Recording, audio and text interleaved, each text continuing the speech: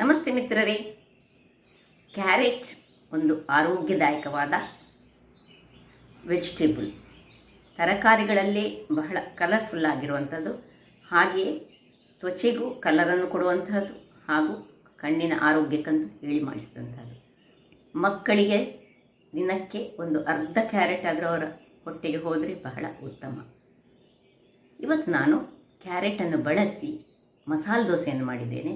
ಅದರೊಟ್ಟಿಗೆ ಕ್ಯಾರೆಟನ್ನೇ ಯೂಸ್ ಮಾಡಿ ಸ್ವಲ್ಪ ಎಳ್ಳನ್ನು ಹಾಕಿ ಒಂದು ರುಚಿಕರವಾದ ಚಟ್ನಿಯನ್ನು ಅದಕ್ಕೆ ಮಾಡಿದ್ದೇನೆ. ಇದಕ್ಕೆ ಈ ಥರ ಯಾವುದೇ ಸಾಂಬಾರುಗಳ ಅಗತ್ಯ ಇಲ್ಲ. ಬಹಳ ರುಚಿಕರವಾಗಿ ಬರುವಂತಹ ಈ ಕ್ಯಾರೆಟ್ನ ಮಸಾಲೆ ದೋಸೆ ಹಾಗೂ ಕ್ಯಾರೆಟ್ನ ಚಟ್ನಿಯನ್ನು ಹೇಗೆ ಮಾಡುವುದನ್ನು ನೋಡುವ ಮೊದಲು ಯಾರೆಲ್ಲ ನನ್ನ ಚಾನಲನ್ನು ನೋಡ್ತಿದ್ದೀರಿ, ಯಾರೆಲ್ಲ ಇನ್ನೂ ಸಬ್ಸ್ಕ್ರೈಬ್ ಮಾಡಿಲ್ಲ, ದಯವಿಟ್ಟು ಸಬ್ಸ್ಕ್ರೈಬ್ ಮಾಡಿ ಸಪೋರ್ಟ್ ಮಾಡಿ ಅಂತ ಹೇಳುತ್ತಾ ಬನ್ನಿ ರುಚಿಕರವಾದ ಕ್ಯಾರೆಟ್ ಮಸಾಲೆ ದೋಸೆ, ಕ್ಯಾರೆಟ್ ಚಟ್ನಿ ಹೇಗೆ ಮಾಡುವುದನ್ನು ನೋಡೋಣ. ಮಿತ್ರರೇ, ಇವತ್ತು ಒಂದು ಕ್ಯಾರೆಟ್ ಮಸಾಲೆ ದೋಸೆ ಮಾಡೋಣ. ಅದಕ್ಕೆ ಬೇಕಾಗುವ ಸಾಮಗ್ರಿಗಳನ್ನು ನಾನು 6 ಗಂಟೆ ಮೊದಲೇ ಇಲ್ಲಿ ನೆನೆಸಿಟ್ಟುಕೊಂಡಿದ್ದೇನೆ. ಇಲ್ಲಿ ನೋಡಿ, ಈ ಒಂದು ಅಳತೆಯಲ್ಲಿ ನಾನು 3 ಲೋಟಗಳಷ್ಟು ಅಕ್ಕಿಯನ್ನು ತೆಗೆದುಕೊಂಡಿದ್ದೇನೆ. ದೋಸೆ ಅಕ್ಕಿ ಸಾಕ್ತದೆ ಅಥವಾ ನೀವು ಇಡ್ಲಿ ರೈಸ್ ಸಾಕ್ತದೆ, ಯಾವ ಅಕ್ಕಿ ಸಾಕ್ತದೆ ನೀವು ತೆಗೆದುಕೊಳ್ಬೋದು. ಅದೇ ಇದರಲ್ಲಿ 2 ಚಮಚಗಳಷ್ಟು ಇದು ಕಡಲೆ ಬೇಳೆ, 3 ಲೋಟಕ್ಕೆ 1/4 ಲೋಟದಷ್ಟು ಉದ್ದಿನ ಬೇಳೆ ಹಾಗೂ 1 ಚಮಚದಷ್ಟು ಇದರಲ್ಲಿ ಮೆಂತೆಯನ್ನು ಸೇರಿಸಿ ಒಂದು 6-7 ಗಂಟೆಗಳ ಕಾಲ ಇದನ್ನು ನೆನೆಸಿಟ್ಟುಕೊಂಡಿದ್ದೇನೆ ನಾನೀಗ. ಈಗ ಮೊದಲಿಗೆ ಒಂದು ಮಿಕ್ಸಿ ಜಾರನ್ನು ತೆಗೆದುಕೊಂಡು ನಾವು ಇದರಲ್ಲಿ ಸುರಿಗೆ ಉದ್ದು,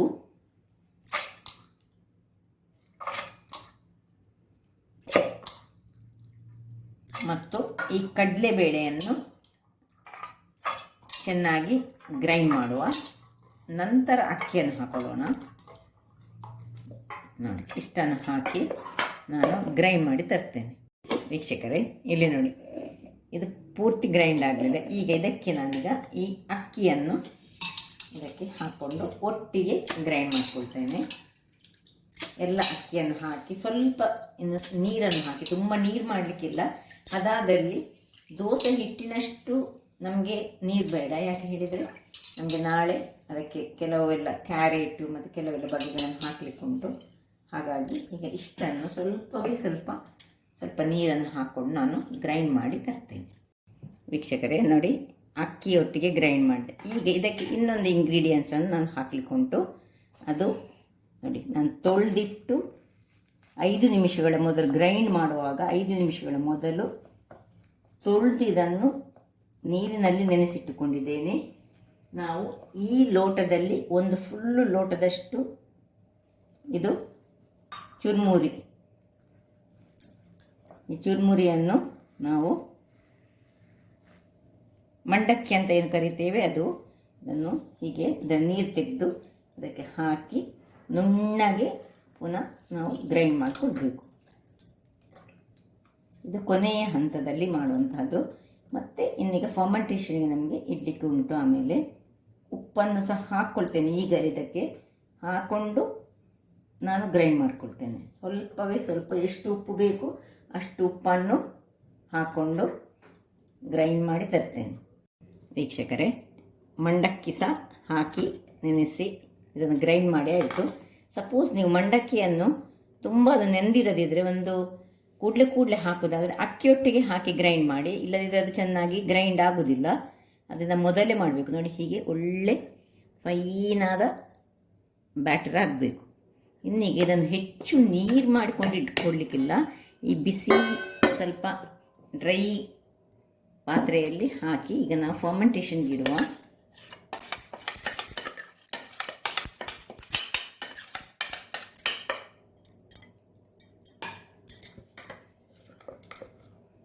ತುಂಬ ನೀರು ಮಾಡಿಕೊಳ್ಳೋದು ಬೇಡ, ಮತ್ತು ಇಡ್ಲಿ ಅಷ್ಟು ದಪ್ಪ ಸಹ ಬೇಡ ನಮಗೆ. ನೋಡಿ, ಈ ಕನ್ಸಿಸ್ಟೆನ್ಸಿ ಬೇಕು ನಮಗೆ. ನೋಡಿ, ಹೀಗೆ ಇರಬೇಕು. ಉಪ್ಪು ಸಹ ನಾನು ಒಟ್ಟಿಗೆ ಹಾಕ್ಕೊಂಡಿದ್ದೇನೆ. ಈಗ ಸ್ವಲ್ಪ ಒಳ್ಳೆ ತಿರುಗಿಸಿಕೊಂಡು ಕೈಯಲ್ಲಿ ತಿರುಗಿಸಿದರೆ ಫರ್ಮೆಂಟೇಷನ್ ಬಹಳ ಚೆನ್ನಾಗಿ ಬರೋದು ಯಾವಾಗಲೂ. ಒಂದೇ ಸೈಡ್ನಲ್ಲಿ ತಿರುಗಿಸಿದರೆ ಬಹಳ ಒಳ್ಳೆಯದು. ಈಗ ನೋಡಿ ಒಳ್ಳೆ ಫೈನಾಗಿ ನಾನು ಗ್ರೈಂಡ್ ಮಾಡಿಕೊಂಡಿದ್ದೇನೆ. ಹೀಗೆ ಗ್ರೈಂಡ್ ಆಗಬೇಕು. ಈಗ ಇದಕ್ಕೊಂದು ಬಟ್ಟೆಯನ್ನು ಕಟ್ಟಿಕೊಂಡು ಒಂದು ಮುಚ್ಚಳ ಮುಚ್ಚಿ ಬಟ್ಟೆಯನ್ನು ಕಟ್ಟಿ ನಾವು ಆ್ಯಸ್ ಯೂಶ್ವಲ್ ಆಗಿ ಇಡೋ ಹಾಗೆ ಇದನ್ನು ಒಂದು ನಾಳೆ ಬೆಳಿಗ್ಗೆ ಇನ್ನು ನಮ್ಮ ಕೆಲಸ. ವೀಕ್ಷಕರೇ, ಈಗ ನೋಡಿ ಬೆಳಿಗ್ಗೆ ಆಗಿದೆ. ಹೇಗೆ ಹಿಟ್ಟು ಬಂದಿದೆ ನೋಡೋಣ. ನೋಡಿ ಒಳ್ಳೆ ಚೆನ್ನಾಗಿ ಬಹಳ. ಈಗ ಇದನ್ನು ಹೀಗೆ ತಿರುಗಿಸಿಕೊಂಡು ಪಕ್ಕಕ್ಕಿಡೋಣ. ಇನ್ನು ಇಲ್ಲಿ ನೋಡಿ ಕ್ಯಾರೆಟ್ ದೋಸೆ ಎಲ್ಲ, ಅದರಿಂದಾಗಿ ಈ ಕ್ಯಾರೆಟನ್ನು ನಾವು ಕ್ಯಾರೆಟ್ ಬೇಕು ಮತ್ತು 2 ಒಣಮೆಣಸು ಬೇಕು, ನೀರುಳ್ಳಿ ಬೇಕು. ಈಗ ಕ್ಯಾರೆಟನ್ನು ನಾನು ತುರಿದುಕೊಳ್ತೇನೆ. ತುರಿದುಕೊಂಡು ನಿಮಗೆ ತೋರಿಸ್ತೇನೆ ಯಾವುದಕ್ಕೆ ಏನು ಮಾಡಬೇಕು ಹೇಳಿ. ವೀಕ್ಷಕರೇ, ಇಲ್ಲಿ ನೋಡಿ ಎಲ್ಲ ಕ್ಯಾರೆಟ್ ತುರಿದುಕೊಂಡಿದ್ದೇನೆ. ಈಗ ಕ್ಯಾರೆಟಿನ ದೋಸೆ ಒಟ್ಟಿಗೆ ಕ್ಯಾರೆಟ್ನ ಚಟ್ನಿಯನ್ನು ಸಹ ನಾವು ಮಾಡ್ತಿದ್ದೇವೆ. ಈಗ ಮೊದಲಿಗೆ ನೋಡಿ ಇಲ್ಲಿ ನಾನು ಸ್ವಲ್ಪ 2 ಮೆಣಸನ್ನು ಬಿಸಿ ನೀರಿನಲ್ಲಿ ಹಾಕ್ಕೊಂಡು ಆಫ್ ಮಾಡ್ಕೊಂಡಿದ್ದೇನೆ. ನೋಡಿ 2 ಒಣಮೆಣಸನ್ನು ಸ್ವಲ್ಪ, ಯಾಕೆಂದರೆ ಕಲ್ಲರ್ ತುಂಬ ಚೆನ್ನಾಗಿ ಬರ್ತದೆ ಅದರಿಂದ. ಈಗ ಈ ನೀರುಳ್ಳಿ, ಚಟ್ನಿ ಸಹ ಬಹಳ ಸುಲಭ, ಕ್ಯಾರೆಟ್ನ ಚಟ್ನಿ ಸಹ ಬಹಳ ಸುಲಭವಾಗಿ ಮಾಡುವಂಥದ್ದು. ಈಗ ನಾವು ಈ ಕ್ಯಾರೆಟ್ ದೋಸೆಗೆ ಒಂದು ಮಿಕ್ಸಿಯಲ್ಲಿ ಒಂದು ಮಿಶ್ರಣವನ್ನು ಮಾಡಿಕೊಳ್ಳೋಣ. ನೋಡಿ ನೀರುಳ್ಳಿ, 1 ನೀರುಳ್ಳಿಯಲ್ಲಿ 3/4 ನೀರುಳ್ಳಿ, ಈ 2 ನೆನೆಸಿದಂತಹ ರೆಡ್ ಚಿಲ್ಲಿ, 3/4ರಷ್ಟು, 2ರಲ್ಲಿ 1 ಮತ್ತು ಕ್ಯಾರೆಟ್ ಮತ್ತು ಅರ್ಧ ಕ್ಯಾರೆಟ್ನಷ್ಟು ತುರಿದಿಟ್ಟಂತಹ ಇದನ್ನು ಏನು ನೀರು ಹಾಕದೆ ನಾವೀಗ ಒಂದು ಮಿಶ್ರಣ ಮಾಡಿಕೊಳ್ಳೋಣ. ಮಿಶ್ರಣ ಮಾಡಿ ತರ್ತೇನೆ ನಾನು. ಇಲ್ಲಿ ನೋಡಿ ಒಳ್ಳೆ ಫೈನಾದ ಪೇಸ್ಟ್ ಆಯಿತು. ಈಗ ನಾವು ಇದನ್ನು ಒಂದು ಬೌಲಿಗೆ ಟ್ರಾನ್ಸ್ಫರ್ ಮಾಡಿಕೊಳ್ಳೋಣ.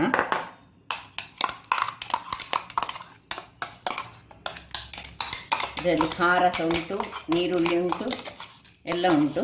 ಸ್ವಲ್ಪ ಬೇಕಿದ್ದರೆ ಸ್ವಲ್ಪ ಉಪ್ಪನ್ನು ಸಹ ಹಾಕ್ಕೊಳ್ಬೋದು ಇದಕ್ಕೆ ಹಾಕ್ಕೊಳ್ಳುವಾಗ. ನೀವು ಇಲ್ಲದಿದ್ದರೆ ನಾವು ದೋಸೆ ಹಿಟ್ಟಿಗೆ ಸಹ ಉಪ್ಪು ಹಾಕ್ಕೊಂಡಿದ್ದೇವೆ, ಅದನ್ನು ನೋಡಿಕೊಂಡು ಹಾಕಿದರೆ ಸಾಕ್ತದೆ. ಇದಕ್ಕೆ ಸ್ವಲ್ಪ ಒಂದು ಕಲ್ಲಿನಷ್ಟು ಉಪ್ಪನ್ನು ನಾನು ಹಾಕ್ಕೊಂಡೆ ಗ್ರೈಂಡ್ ಮಾಡುವಾಗಲೇ. ನೋಡಿ, ಇನ್ನು ಇದನ್ನು ಪಕ್ಕಕ್ಕೆ ಇಟ್ಕೊಳ್ಳೋಣ. ಇಲ್ಲಿ ಚಟ್ನಿಗೆ ಒಂದು ರೆಡಿ ಮಾಡಿಕೊಳ್ಳೋಣ. ಒಂದು ಬಾಣಲೆಯನ್ನು ಇಟ್ಕೊಂಡಿದ್ದೇನೆ. ಅದಕ್ಕೆ ಸ್ವಲ್ಪ ಅಂದರೆ 1 ಚಮಚದಷ್ಟು ಎಳ್ಳನ್ನು ಹಾಕ್ಕೊಳ್ತಿದ್ದೇನೆ. ಎಳ್ಳನ್ನೊಂದು ಸ್ವಲ್ಪ ಡ್ರೈ ರೋಸ್ಟ್ ಮಾಡ್ಕೊಳ್ಳೋಣ. ಜಸ್ಟ್ ಸ್ವಲ್ಪ ರೋಸ್ಟ್ ಆದರೆ ಸಾಕು, ಕಲರ್ ಚೇಂಜ್ ಆಗಬಾರ್ದು.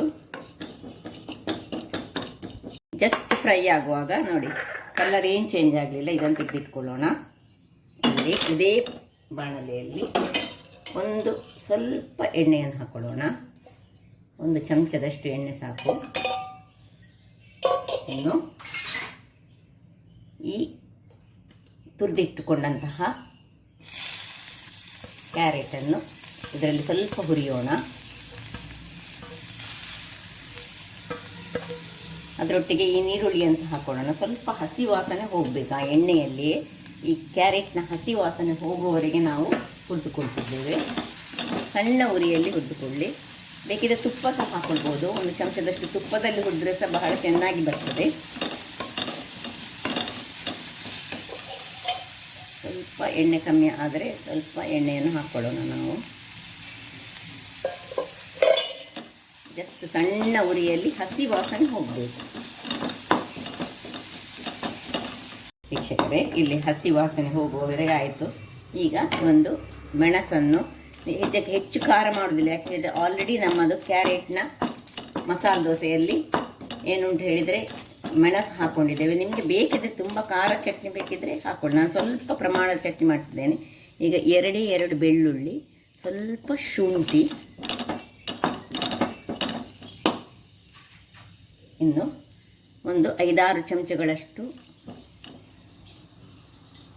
ಫ್ರೆಶ್ ತೆಂಗಿನ ತುರಿ,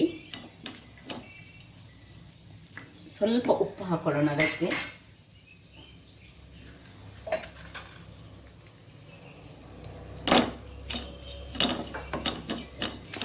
ಸ್ವಲ್ಪ ಇದರಲ್ಲಿ ಬಾಡಲಿ.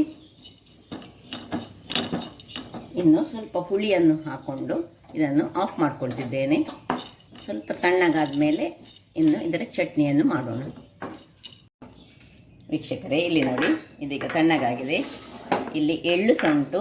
ಎಳ್ಳು ಇದೇ ಒಂದು ಮಿಕ್ಸಿ, ಆಗ ಮಾಡಿದ ಮಿಕ್ಸಿಯಲ್ಲಿಯೇ ನಾವೀಗ ಚಟ್ನಿ ಗ್ರೈಂಡರಲ್ಲಿ ಮಾಡ್ತಿದ್ದೇವೆ. ಇದನ್ನೆಲ್ಲ ಇದಕ್ಕೆ ಹಾಕ್ಕೊಳ್ತಿದ್ದೇನೆ ನಾನು.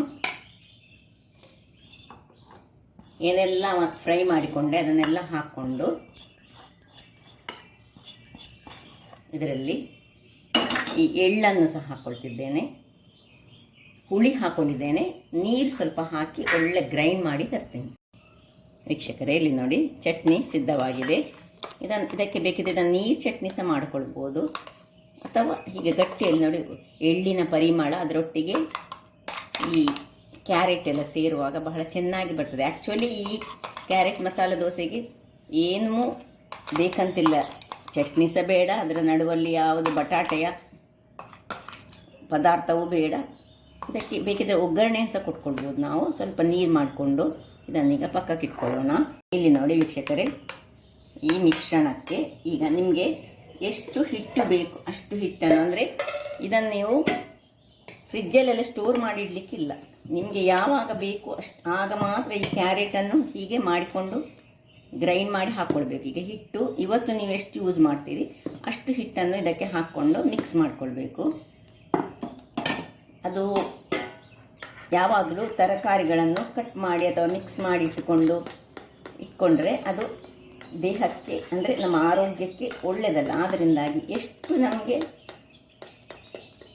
ಇವತ್ತಿಗೆ ನಾವು ಮಾಡ್ತೇವೆ ಅಷ್ಟು ಮಿಶ್ರಣವನ್ನು ನಾವು ಮಾಡಿಕೊಂಡು, ಈಗ ಒಂದು ಕ್ಯಾರೆಟನ್ನು ನಾನು 1.5 ಕ್ಯಾರೆಟನ್ನು ಯೂಸ್ ಮಾಡ್ಕೊಂಡಿದ್ದೇನೆ. 2 ಕ್ಯಾರೆಟ್ನಲ್ಲಿ ಅರ್ಧ ಕ್ಯಾರೆಟ್ ಇದ್ದು ಚಟ್ನಿ ಮಾಡಿಕೊಂಡಿದ್ದೇನೆ. ಹಾಗೆ ಇದರಲ್ಲಿ ಒಳ್ಳೆ ಹೀಗೆ ಮಿಕ್ಸ್ ಮಾಡಿಕೊಳ್ಬೇಕು. ನೋಡಿ ಏನು ಚೆನ್ನಾಗಿ ಕಲರ್ ಬಂತು ನೋಡಿ. ಇದರಲ್ಲೇ ಮಸಾಲೆಗಳೆಲ್ಲ ಉಂಟು. ಉಳಿದ ಇದನ್ನು ನೀವು ನಾಳೆ ಯೂಸ್ ಮಾಡೋದಾದ್ರೆ ಅಥವಾ ಸಂಜೆ ಮಾಡೋದಾದ್ರೆ ಸಂಜೆ ಆಗಾಗಲೇ ಕ್ಯಾರೆಟ್ ದೋಸೆಯನ್ನು ಆಗಾಗಲೇ ಕ್ಯಾರೆಟನ್ನು ಅದಕ್ಕೆ ಹಾಕಿ. ವೀಕ್ಷಕರೇ, ಇಲ್ಲಿ ನೋಡಿ, ನಾನು ಒಂದು ಕಾವಲಿಯನ್ನು ಬಿಸಿಯಾಗಲಿಕ್ಕೆ ಇಟ್ಟುಕೊಂಡಿದ್ದೇನೆ. ಈಗ ಕಾವಲಿ ಸ್ವಲ್ಪ ಬಿಸಿಯಾಗಲಿ. ನೀವು ಕಬ್ಬಿಣದ ಕಾವಲಿ ಸಹ ಮಾಡ್ಬೋದು, ನಾನ್ ಸ್ಟಿಕ್ ಕಾವಲಿಯಲ್ಲಿ ಸಹ ಮಾಡ್ಕೊಳ್ಬೋದು. ಕಬ್ಬಿಣದ ಪಳಗಿದ ಕಾವಲಿಯಲ್ಲಿ ಬಹಳ ಚೆನ್ನಾಗಿ ಬರ್ತದೆ ನೋಡಿ. ಎಷ್ಟು ತೆಳು ಬೇಕು ನಿಮಗೆ ಅಷ್ಟು ತೆಳುವಲ್ಲಿ ಇದನ್ನು ನಾವು ಮಾಡಿಕೊಳ್ಬೋದು. ದೊಡ್ಡದು ಬೇಕಿದ್ರೆ ದೊಡ್ಡದು, ಸಣ್ಣದು ಬೇಕಿದ್ರೆ ಸಣ್ಣದು. ಬಹಳ ರುಚಿಯಾಗಿ ಸಹ ಬರ್ತದೆ. ನೀವು ಬೇಕಿದ್ರೆ ಸ್ವಲ್ಪ ಸಕ್ಕರೆಯನ್ನು ಇದಕ್ಕೆ ಯಾವುದಕ್ಕೆ ಹಿಟ್ಟಿಗೆ ಹಾಕ್ಕೊಳ್ಬೋದು. ನಿಮಗೆ ಸ್ವಲ್ಪ ಸ್ವೀಟ್ನೆಸ್ ಬೇಕಿದ್ರೆ. ನಾನು ಹಾಕ್ಕೊಳ್ಳಿಲ್ಲ ನೋಡಿ. ಸ್ವಲ್ಪ ತುಪ್ಪವನ್ನು ಇದರ ಮೇಲೆ ಸ್ವಲ್ಪ ಹಾಕ್ಕೊಳ್ಳೋಣ, ಸೈಡ್ಸಿಗೆ ಮತ್ತು ನಡುವಲ್ಲಿ ಸ್ವಲ್ಪ ತುಪ್ಪ ಹಾಕಿ ಒಂದು ಮುಚ್ಚಳವನ್ನು ಮುಚ್ಚಿ 5 ನಿಮಿಷಗಳ ಕಾಲ ಬೇಯಿಸೋಣ. ವೀಕ್ಷಕರೇ, ಇಲ್ಲಿ ನೋಡಿ, 2 ನಿಮಿಷಗಳ ಬಳಿಕ ನೋಡಿ ಹೇಗೆ ಬಂದಿದೆ ನೋಡಿ.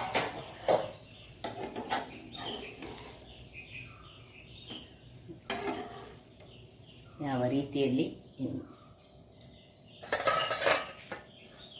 ಅದೇ ರೀತಿ ಸೇಮ್ ಆಗಿ ನಾವು ಪುನಃ ಬಿಸಿ ಇದಕ್ಕೆ ಇದನ್ನು ಸಣ್ಣ ದೋಸೆ ಬೇಕಿದ್ರೆ ಸಣ್ಣ ದೋಸೆ, ದೊಡ್ಡ ದೋಸೆ ಬೇಕಿದ್ರೆ ದೊಡ್ಡ ದೋಸೆಯನ್ನು ಹಾಕ್ಕೊಂಡು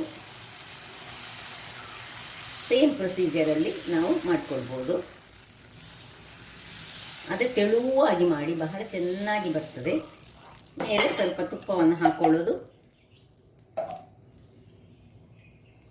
ಮುಚ್ಚಳವನ್ನು ಮುಚ್ಚಿಕೊಂಡು ಬೇಯಿಸಿಕೊಳ್ಳೋದು. ನೋಡಿದ್ರಲ್ಲ ವೀಕ್ಷಕರೇ, ನೋಡಿ ಯಾವ ರೀತಿಯಲ್ಲಿ ಈ ಮಸಾಲ ದೋಸೆ ಬಂದಿದೆ ನೋಡಿ. ಇದರ ಒಳಗೆ ಬೇಕಿದ್ರೆ ನೀವು ಪೊಟಾಟೆದು ಗ್ರೇವಿಯನ್ನು ಮಾಡಿಕೊಂಡು ಸಹ ತಿನ್ಬೋದು, ಬಾಜಿ ಮಾಡಿಕೊಂಡು. ಅಥವಾ ನಾನು ಮಾತ್ರ ಇವತ್ತು ಸ್ಪೆಷಲಾಗಿ ಕ್ಯಾರೆಟ್ ಮತ್ತು ಎಳ್ಳನ್ನು ಬಳಸಿ ಒಂದು ಬಹಳ ರುಚಿಕರವಾದ ಹಾಗೂ ಆರೋಗ್ಯದಾಯಕವಾದ ಚಟ್ನಿಯನ್ನು ಮಾಡಿದ್ದೇನೆ. ಇದರಲ್ಲಿ ಸಹ ಬಹಳ ಚೆನ್ನಾಗಿ ಬರ್ತದೆ. ಹಾಗಾದರೆ ನನ್ನ ಈ ಕುಕಿಂಗ್ ಚಾನಲ್ ನಿಮಗೆ ಇಷ್ಟ ಆದರೆ ಬೋಳೂರು ಸುವರ್ಣ ಚಾನಲನ್ನು ಲೈಕ್ ಮಾಡಿ, ಶೇರ್ ಮಾಡಿ ಹಾಗೂ ಸಬ್ಸ್ಕ್ರೈಬ್ ಮಾಡಿ ಹಾಗೂ ನನ್ನ ಇನ್ಸ್ಟಾಗ್ರಾಮ್ ಪೇಜನ್ನು ಫಾಲೋ ಮಾಡಿ. ಧನ್ಯವಾದಗಳು.